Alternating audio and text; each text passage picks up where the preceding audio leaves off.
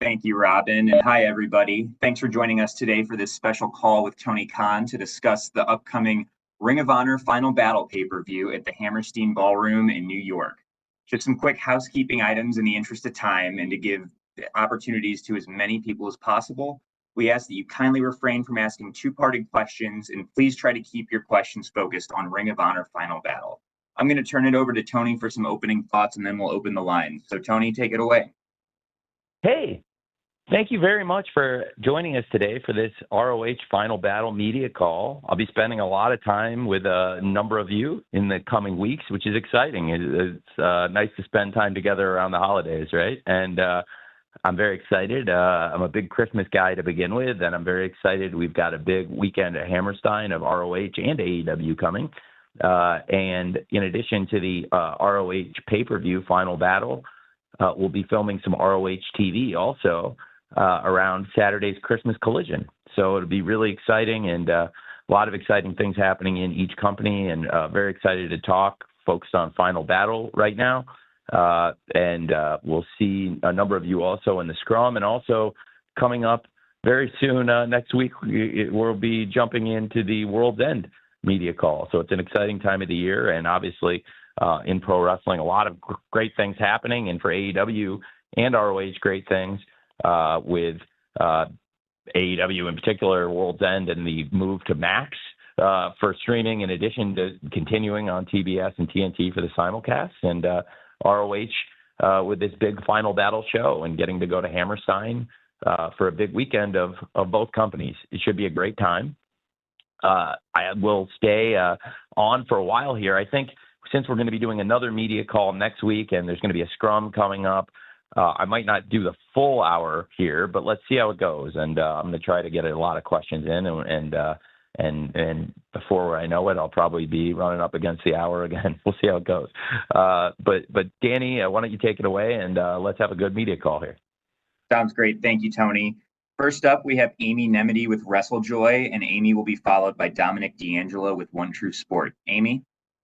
Great. Hi, Tony. Can you hear me? Hi, Tony. Absolutely. Can you hear me? Hi, Amy. Oh, Yeah. good. Hi. Hey. So I'm so excited about Final Battle this year because last year at Final Battle, Billy Starks and Athena main evented the pay-per-view for the ROH Women's World Championship. And as hard as they fought, Billy was unable to overcome the strength of her mentor, as Athena retained and has since become the longest reigning champion of any kind in Ring of Honor. Can you talk about the progression Billy Starks has made since last year? And do you think that Athena may be underestimating what lies in wait for her this time at the iconic Hammerstein Ballroom? Thank you for your time. Well, it's been great. Thank you very much for asking. And it's been amazing to watch the growth of Billy Starks. I first met Billy in Universal Studios in Orlando, working the dark tapings, and she was a standout teenage prospect and is a great young wrestler and has been for years, but she's matured and gotten better and better, more confident and crisper. And you see she's maturing in and out of the ring and becoming a young veteran with a good amount of experience for her young age. So it's really interesting to see. And I think under the tutelage of the most dominant champion in the history of Ring of Honor, Athena, we've seen Billy rise to new heights. She's been the ROH World Women's Television Champion. And I think that this is a great match. It's a rematch. And since their previous encounter, we saw Billy come a long way, become the TV champion. And they were both involved last week, we saw, in a very important match, with Athena and Billy Starks being two of the four competitors involved in the International Women's Cup qualifier, on a really great episode of ROH TV, I thought. Really strong episode that really developed a lot of things. It was a great crowd in Columbus, and they were very excited about the show, and that was a great match. And we saw Athena pick up the win. Athena is going to the International Women's Cup at the Tokyo Dome. But Billy Starks was no pushover, and we saw Billy competitive in the match down to the end. And I think Athena may at times underestimate Billy Starks. on Ring of Honor TV, but I do think we saw them have a fantastic match a year ago, and it's going to be really interesting to see where things stand now, coming out of that great International Women's Cup qualifying four-way, and now knowing Athena is looking ahead to the Tokyo Dome. I'm very interested to see what happens when they meet. Very excited about that. It's a great World Championship match for Ring of Honor to have Athena defending the title against Billy Starks in a rematch in such a big spot on one of the most important shows for ROH, Final Battle at this iconic venue that we're really excited about. I think it's going to be a great rematch, Billy Starks versus Athena for the world title. Thanks, Tony. Thanks. Up next is Dominic D'Angelo with One True Sport, and he will be followed by Jim Barcelone with the Miami Herald. Dominic? Hey, Tony, can you hear me okay? Hear you great. Thanks for asking. Yeah, no problem. Hey, great card lined up here. Final Battle should be pretty exciting with the atmosphere of the Hammerstein Ballroom all mixed in. Always appreciate it when like Dustin Rhodes is a part of the equation, and it's cool that he's doing the tag team title match there with Sammy Guevara. But did want to ask about another tag team, and in specific a certain star, and EJ Naduka. He's been signed for AEW or with AEW and ROH for quite a while now, and I just wanted to get your assessment on his ceiling, what you think of his ceiling overall, and his overall development as he progresses with your company. Well, thanks for asking about EJ. First of all, I'm excited about the tag team, Lee Johnson and EJ. They've been really doing well as a tag team, and we're seeing them in some individual matches too. And I think it's going to be interesting to see their development. Recently, they've been clashing with the Gates of Agony, who have been a top team in AEW and in Ring of Honor. And I think that's a good matchup, the Gates of Agony against Lee Johnson and EJ. And certainly that's one of the young rising stars that we're interested in and we think has a lot of potential in ROH and AEW. So it'll be interesting to track their progress. I think Lee Johnson has tons of upside also, but they're very different wrestlers. I think they have complementary skills, and that was the idea behind the Lee J tag team. And there's still more to be announced through ROH TV. We've got some huge matches on the card we're here to talk about today, but there's still a go-home TV show here and some more things coming together in the go-home week. But I wanted to get, a chance to talk to all of you now. I'm excited about a match on this week's TV show, Lee Johnson versus Khan of the Gates of Agony. I thought Lee Johnson versus Toa was an excellent singles match, but I think EJ and Lee as a tag team against the Gates of Agony could be an interesting match too, and that's something to keep an eye on here. And like I said, there'll be more matches and more to be announced for the 0 hour in particular. And there's some really good things on the main card already, but I think those are guys that I would look to feature coming up here at Hammerstein on the ROH TV, but also potentially on the 0 hour. So thanks for asking. Thank you, Tony. Up next, we have Jim Barcelone with the Miami Herald, followed by a write-in from Kimmy Sokol with the Pop Break. Jim?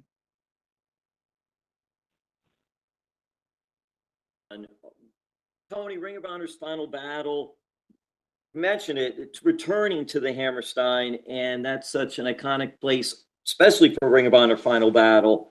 I'm just curious your thoughts, if you could expand more on that venue and what that venue means to Ring of Honor and bringing it back there now, this event. It's very exciting to be in this venue for ROH and to premiere AEW there.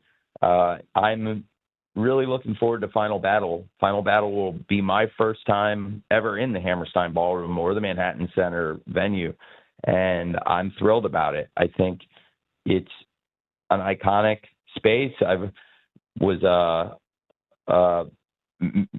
wrestling fan for many years before I became a wrestling promoter, and that's one of the buildings across multiple promotions for many years that I've always thought was such a unique and special wrestling venue. And I'm really excited that we get to spend some time and put on great wrestling matches for the great fans in New York and people watching all over the world, because I think that's one of those venues that there's fans just like me that honestly have never been there and want to see wrestling from there and love to watch big matches and know the history of the venue, but have never actually been there. And I'm excited to go for the first time for ROH on Friday for Final Battle, this huge event, and also to be there for AEW for Christmas Collision and Dynamite on 34th Street Christmas night, which is going to be really neat to have AEW on Christmas night. I'm looking forward to that. We've done Rampage on Christmas night before. I watch out with my family on Christmas. I'm looking forward to watching Dynamite with them this year. And New Year's Smash, which will be a very special way to celebrate Rampage on TNT. And then a lot of great matches and moments coming up this weekend for the fans in New York and people watching all over, emanating from Hammerstein Ballroom at the Manhattan Center in New York. But the first time I'll ever be in the venue, my first time there, is going to be ROH on Friday, and I'm really excited for Final Battle and to step into the Hammerstein Ballroom for my first time ever as a wrestling fan and as a wrestling promoter. Thanks for asking. Thanks, Tony, and thanks, Jim. I have a write-in here from Kimmy Sokol with the Pop Break, and that will be followed by Kevin Kellum with Sportskita. Tony, Kimmy writes, Red Velvet is someone who's had a breakout year in ROH. Since winning the ROH Women's TV title, she's gone on to Mexico as well as become a face of the brand. So what do you attribute to the rise of Red Velvet over the last year? I am a huge fan of Red Velvet. I think Red Velvet has been a star in the making for years. She's been in huge spots in AEW and ROH, and I thought Red Velvet stepped up in the ring this year more than ever, and she's always been a great wrestler. She's been involved in huge matches. She's wrestled on all the AEW TV shows. She was in the main event of the first ever AEW Rampage. She was in huge spots from day one in this company. That as far as when she stepped into the ring, she immediately got called into a very important match. It was really a big spot for her to step into in AEW when she first arrived. And she came from wrestling on AEW Dark to wrestling on Dynamite very quickly. And she's been fantastic for years. But this, I think, has been her best year in ring, in my opinion. She had some fantastic matches. And she was also involved, as was the challenger, legit Layla Hirsch, in that excellent match last week, the 4-way match to qualify for the International Women's Cup. And both Layla and Red Velvet, as well as Billy Starks and Athena, who we just were talking about in the world title match, both of the world television champion Red Velvet and the challenger for the world TV title, legit Layla Hirsch, they were involved in that match also. It was interesting to see everything come together for the top women in ROH.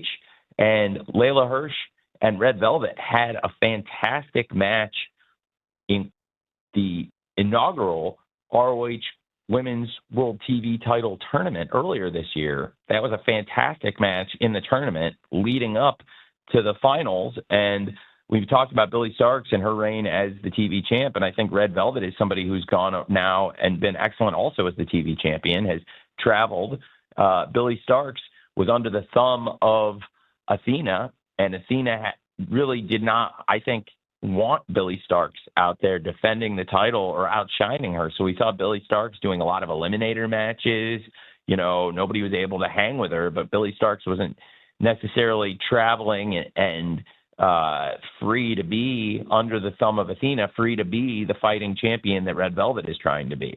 I think Billy Starks could be a great fighting champion potentially, but as the TV champion, she was certainly under the thumb of Athena. Red Velvet's under nobody's thumb and has really had a fantastic year. I think Stephanie's a great wrestler and has had a banner year. And then legit Layla Hirsch, the challenger, is somebody who also has been with us for years, has overcome injuries, much like Red Velvet. Both of them have missed time due to injury and have had a fantastic year. I think that Women's World TV title tournament in ROH really showcase a lot of the great wrestlers, and these are two of them in particular that are going to be competing for the title at Final Battle in Hammerstein. So I'm really looking forward to that match, Legit Layla Hirsch versus the champion Red Velvet. Thanks for asking. Thank you, Tony. Up next, we have Kevin Kellum with Sports Kita, who will be followed by Samantha Shipman with the Daily DDT. Kevin?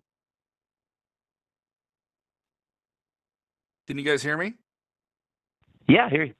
Hey. All right, perfect. Sorry, Tony, there was a little bit of a blip there. Thanks for once again giving us the time. You have a massive main event here with Chris Jericho, who was truly one of the guys you broke AEW to the world with, and he is a Hall of Fame talent. And he takes on kind of the ultimate outlier, the one guy that no one can really lock down with a contract, at least that's what we know publicly, with Matt Cardona. How did this match come together? Why is it the main event of Final Battle in terms of you being the man who makes that decision? And what's the real selling point for you making this match? What made this match special for you to present as a main event for ROH on pay-per-view? Well, it's a huge double main event, and it's we've talked a lot about the other world title match, and I think that's a huge match. And now we can talk about this world title match, which is also a huge match, and it's a very different circumstance.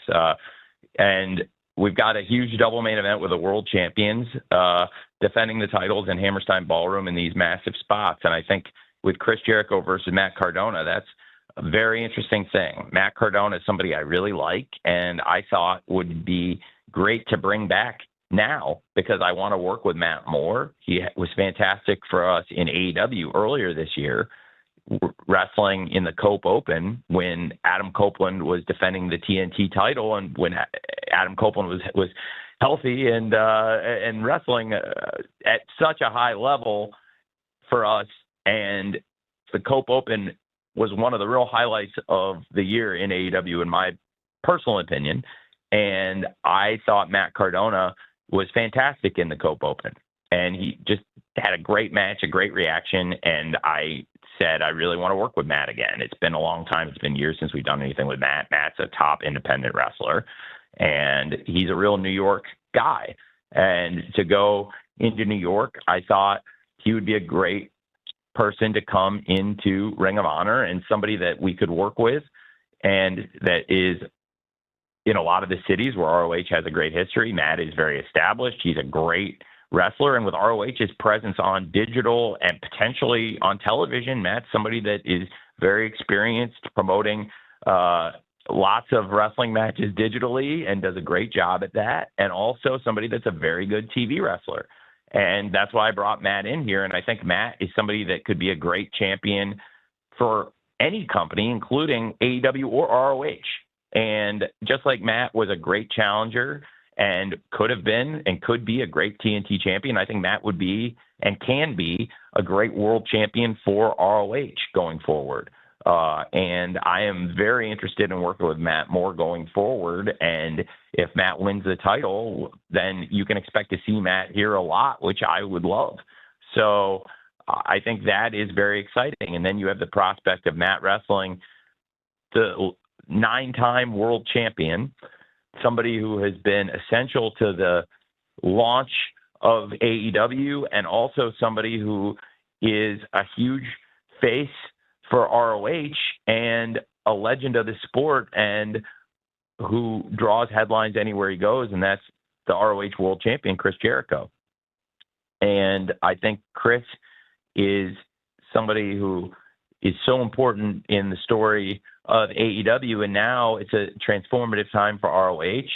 And Chris has already been a great ROH world champion as the Ocho and done absolutely fantastic things for ROH, just like he did for AEW. And now it's great to see Chris on top here again. Chris has been a great world champion for both companies, and now it's an important time for ROH as we're looking into a lot of new opportunities. It's no secret that we've had some offers and some opportunities to do more things with ROH that I'm very interested and excited about.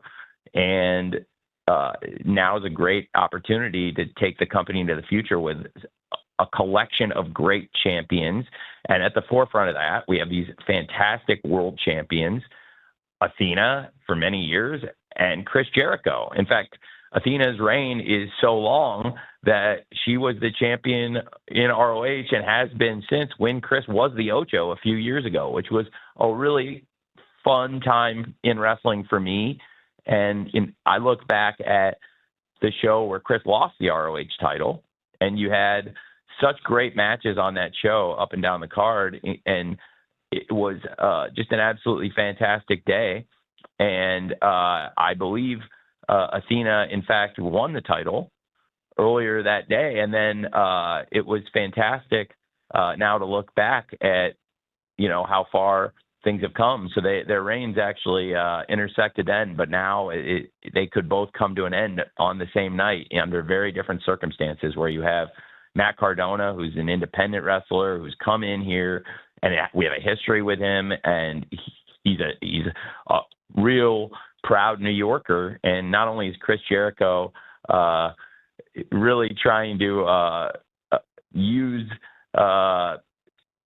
his birthplace and what may appear on his birth certificate to portray himself as a New Yorker, but I think a lot of us think of Chris Jericho as a Canadian legend, one of the greatest Canadian wrestlers of all time, and he's also proclaiming himself to be a true New Yorker. I'm not sure that's the case. I do think it's a compelling match with two really experienced stars, and it's very different from the other match in the double main event, where you have this relationship that's built for years on television. It's a rematch, and we've watched the growth of Billie Starkz since she was a teenager. So it's a really compelling dynamic in the double main event, I think, across the two big world title matches with Chris Jericho versus Matt Cardona and Athena versus Billie Starkz. Thanks for asking. Thank you, Tony.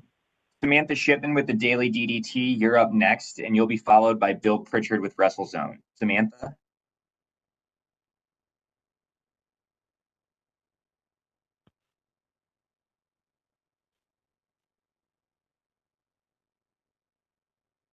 Hi, Tony. Can you hear me? Yeah, hi. Hi. I have a question about we're gonna see obviously the tag team or the tag titles being defended with Dustin Rhodes and Sammy Guevara, but we haven't seen obviously the trios in a while because of, I believe there's some injury stuff going on with the Von Erichs. Can you give us an update on the Von Erichs and when we may expect to see them back, and then talk to us some about this title match tomorrow between Dustin and Sammy, or with Dustin and Sammy rather? Yeah, absolutely. So, well, that'll be Friday. And very excited for that match. Dustin and Sammy, the World Tag Team Champions versus the Righteous. It's a personal story that has built up. And for the people who watch the ROH TV show, I think they can attest to there have been some really compelling promos and moments in this rivalry in recent weeks. And it's been illuminating for me because I didn't know the history with Dutch and Dusty Rhodes. And that was really interesting for me to learn, talking to Dutch and Dustin Rhodes about it and watching that rivalry build up on the screen and seeing this. I'm very excited for the double bull rope match. I think it's really something very exciting, compelling. It's different than anything we've had here. And it's the first double bull rope match we've ever had. And Dustin and Sammy are some really very, very different people, yet they get along so well. They are two proud Texans, and they are people that both are instrumental in the launch of AEW. Since the very first show we've ever done, they've been a part of it. They've been a huge part of it. And now they're coming to ROH as the tag team champions. And the Righteous are a team that has been dominant in their ROH matches, and they have absolutely really taken the ball and run with it in this rivalry, where I think they've put together some very compelling moments and have beat the hell out of Dustin and Sammy along the way at times. And also Dustin himself did one of the best promos I've seen in recent memory about this. And if you haven't seen it, we showed highlights of it on Collision, and you can watch it in its entirety on the ROH TV. And it's absolutely outstanding.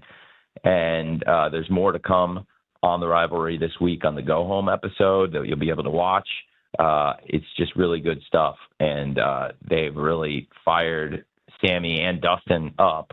And I think Dustin is one of the greatest extemporaneous speakers in the history of professional wrestling. And I think that's one of those things about the partnership I'm really happy about, because I think they're very complementary wrestling talents, but also I think Sammy can really learn so much from Dustin, and Sammy has so many of the tools to be one of the very best pro wrestlers in the world. And I think he's got a great history with Dustin. They've had great matches together, even going back 5 years in AEW.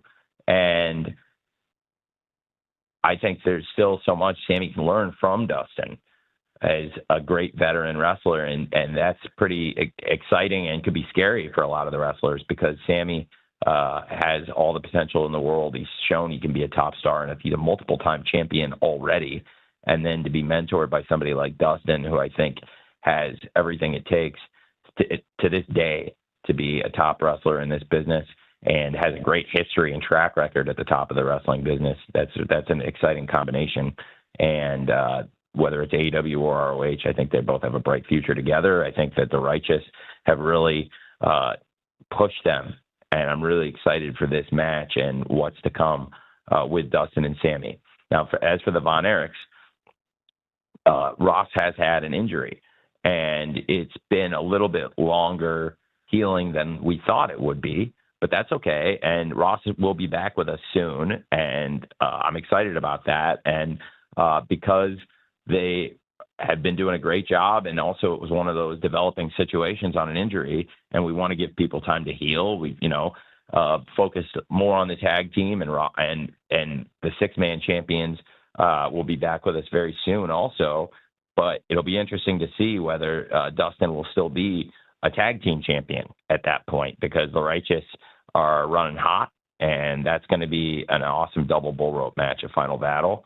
And Dustin's going in with 2 belts, but he might be leaving with 1. And that we'll see going forward what the status of Ross and Marshall is. But I expect Ross back soon, and Marshall's been doing awesome himself. And we're excited to get those guys back with us as a 6-man team. Thanks for asking. Thank you, Tony. Bill Pritchard with WrestleZone is up next, and he'll be followed by Chris Mueller with Bleacher Report. Bill? Good afternoon, Tony. How are you? Very well. Thanks for asking. How are you? I'm doing great. So I wanted to ask about the relationship between AEW, Ring of Honor, and GCW, because obviously we saw Chris Jericho he appeared at their event in LA over the weekend. And for context, prior to that, when Ricky Starks was pulled from GCW events, Brett said that he didn't really have a relationship with you or AEW. So I just wanted to see how Jericho's appearance was put together, if you were involved, or if you could speak to what the state of both sides' relationship is now that you actually had Jericho appear on the show. And it seems like people are speculating it's not the only appearance that we're going to see as far as crossover. Well, I think it remains to be seen. I know Matt has a lot of bookings on independent promotions, including there. And if Matt wins this match, it could really set the stage for some very interesting potential matches down the road in multiple promotions, because Matt is wrestling all over the world and for other promotions, but he's also wrestled for us in ROH and AEW. And Matt helped put that together. Matt asked me about it, and obviously I was happy to send Chris to promote a match that's happening on ROH as part of the double main event. It's something we've spent weeks building up on ROH and AEW TV, which has been a nice thing. I think it's a little bit different than what we did with the Ocho, also because we were really just getting that new version of ROH going, and we hadn't done all the TV yet. And I think getting the weekly TV going and having Chris involved in it has been fantastic. And also having Matt Cardona appear for us has done really, really well. They've done some interviews and altercations in ROH, and also I thought that Cardona versus Brian Keith was an excellent match. It did really well on Rampage on TNT for AEW. So there's a lot of matches and potential things that could happen with Matt being a challenger for the title and potentially being the ROH World Champion going forward. So that's something to keep an eye on. And that, with Matt appearing there and this being a title match, that it made sense to do something to promote. It's very much along the lines of things we've done to build up other matches along the way over the years. If you think back, there's many times where an AEW wrestler has appeared in an independent promotion to build up a match in AEW. More often than not, usually it happens in maybe more often in a place like New Japan or CMLL where we've done things. But in the past, there's numerous promotions all over the world where we've shot angles to build up a match that's happening in AEW or ROH or both at times. So I think that's part of the mindset for that. And obviously with Matt being there, thought that made sense since Matt's going to be coming in to work with us. Thanks for asking. Thanks, Tony. Up next, we have Chris Mueller with Bleacher Report, followed by Andrew Baydala with Final Bell Media. Chris.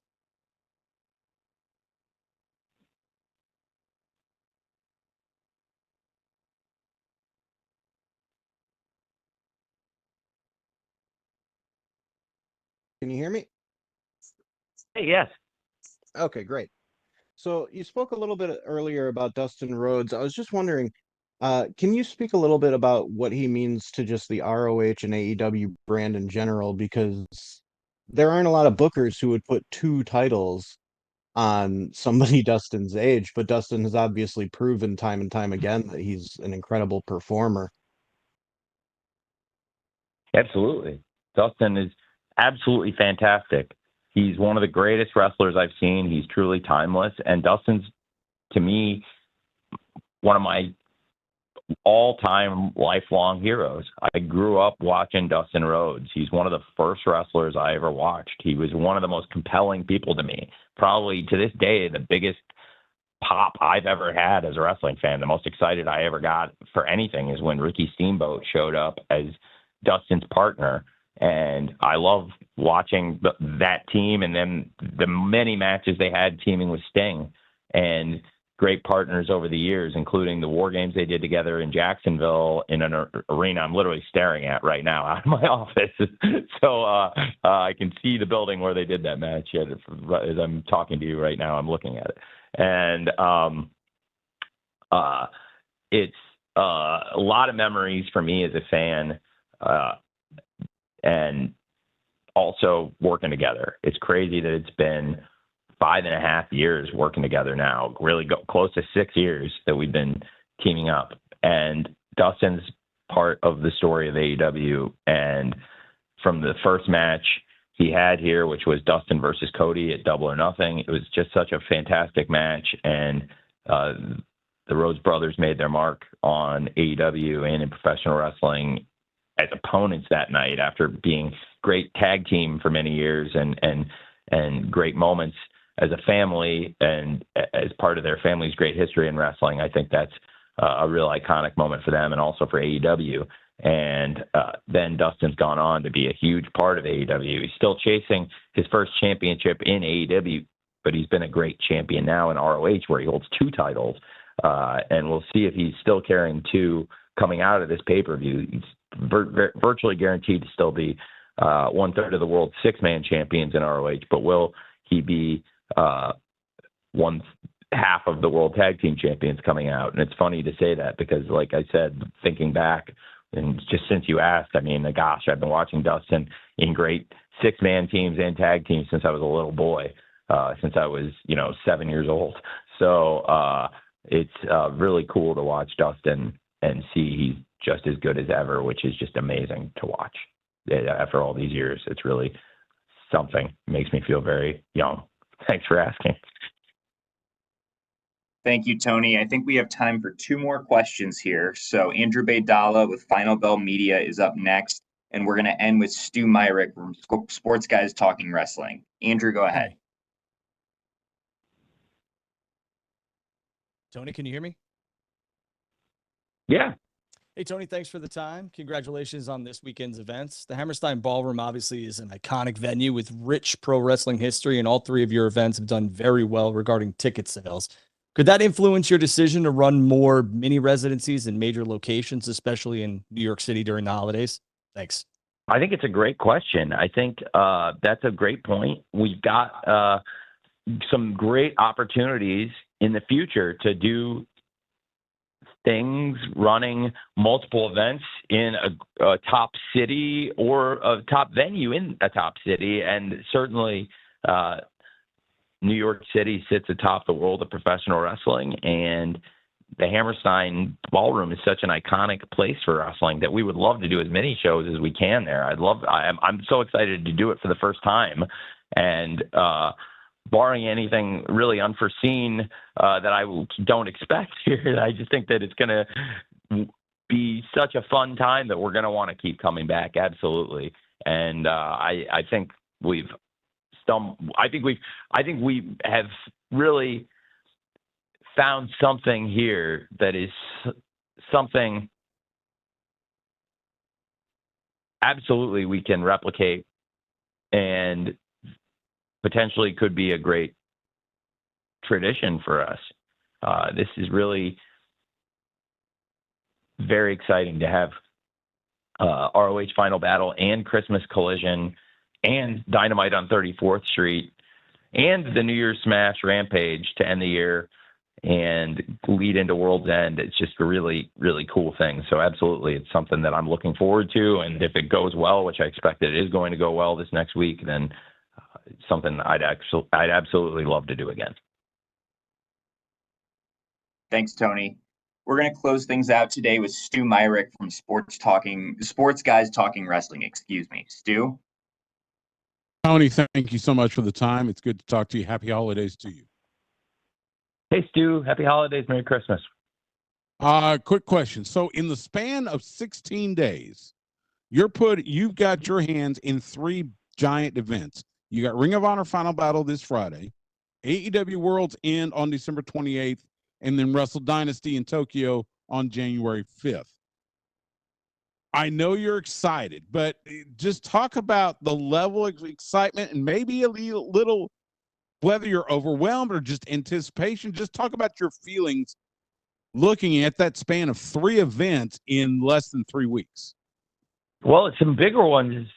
Absolutely, Stu. Those are huge. And in addition to that, we have Fight for the Fallen, where we're launching AEW on Max and continuing on TBS. And then later that week, we'll continue with Collision debuting. And we're doing this great campaign to raise money for hurricane relief around North Carolina, where it's impacted so many people, and it's been a real tragedy. And it's something that I hope in some way we can try to help people, and that's the idea of Fight for the Fallen. And also, it's a great way to bring attention to an important cause, as we're also working toward launching AEW on Max and simulcasting the show every week. It's going to be a new era in AEW and a new era in wrestling. And we'll talk about a lot of that more as we get approach World's End, because World's End really represents the end of an era in AEW and the transition into a new era.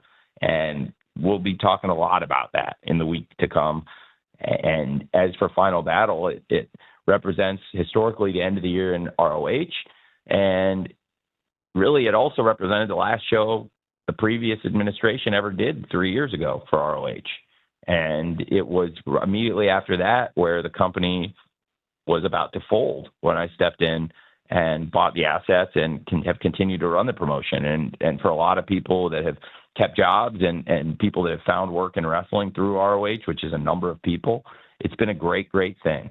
And when you look at some of the great championships, some of the great moments, some of the great rivalries and the great reigns, including just, we've spoken about this dominant reign Athena has had, and this mentorship and kind of twisted relationship that Athena's had with Billy Starks over the years. This is something that's developed on ROH, and it's just a perfect example of the great moments that have happened along the way, and so many other great moments and memories.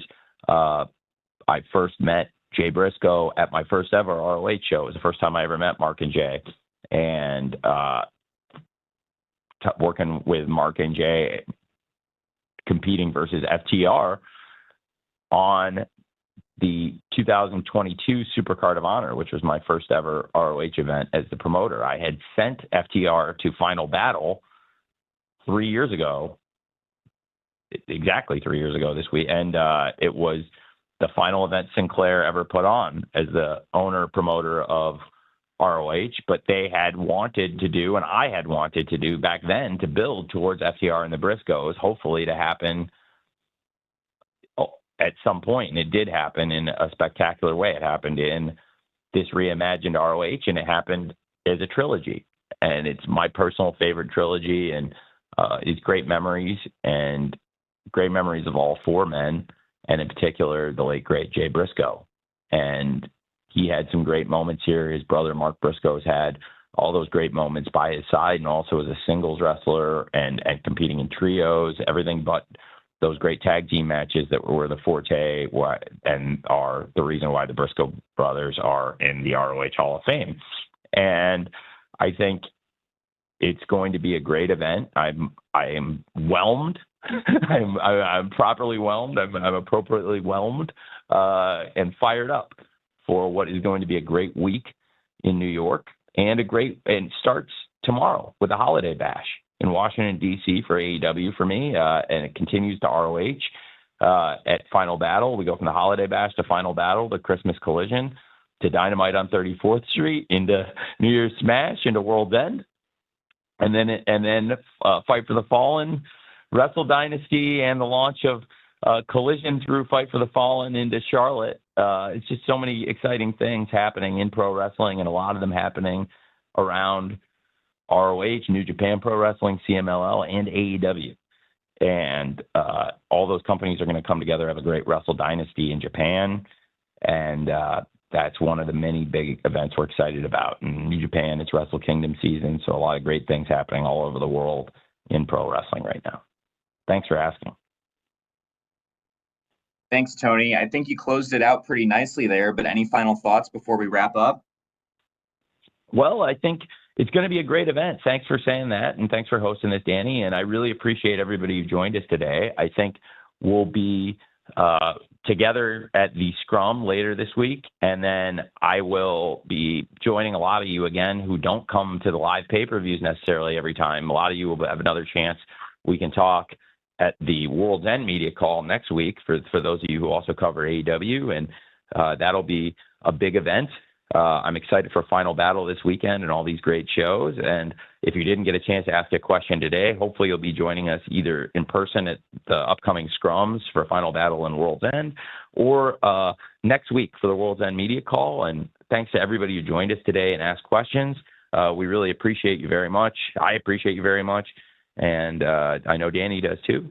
And with that, I think we can wrap the media call, and I'm looking forward to seeing all of you tomorrow night on TBS for Wednesday Night Dynamite Holiday Bash. I'm really looking forward to that show. It's going to be a great card. Matches I'm looking forward to: Anna Jay versus Mercedes Moné, who's coming off a fantastic match in New Japan Pro Wrestling. That should be a great match. But is she overlooking Anna Jay and the TBS title challenger this Wednesday, tomorrow night on the Holiday Bash? And, of course, the Continental Classic matches I'm really excited about: Shelton Benjamin versus Beast Mortos, and Darby Allin versus Will Ospreay, a match I personally have wanted to see for years, and I can't believe is going to happen tomorrow. And big things to come. Should be a great Rampage with Brody King versus Commander, and then a big Christmas Collision with Will Ospreay versus Ricochet and Hammerstein Ballroom, and so many great things coming up. And it's going to be a great week. And for ROH, we've been building towards this.